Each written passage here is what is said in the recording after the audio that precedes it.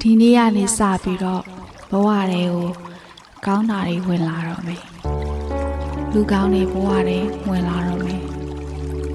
မကောင်းတဲ့လူတွေထွက်သွားတော့မယ်ဒီနေ့ကနေစပြီးအိမ်ကအေးချမ်းမှုတွေနဲ့ပြည့်စုံလာတော့မယ်ပြီးတော့ကိုယ့်အေးချင်းနဲ့ကိုက်နေပြီးရီမန်းသလောက်ထိရောက်တဲ့အလောက်ကိုင်းတစ်ခုလည်းရတော့မယ်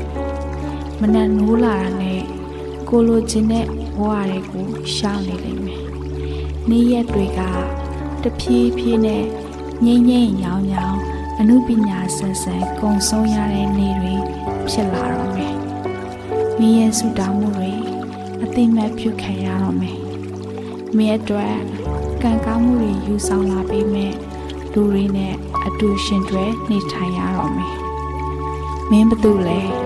ဘလောက်ပါဝါရှိလဲဆိုတာကိုမင်းကိုမင်းသိလာတော့မယ်မင်းကိုမင်းတန်ဖိုးထားတဲ့အသိမဲ့ပြုတတ်တဲ့သူဖြစ်လာတော့မယ် So my friends don't worry too much ဘဝကသူ့အလုပ်သူကောင်းကောင်းလုပ်နေပါတယ် Keep going with the task perfectly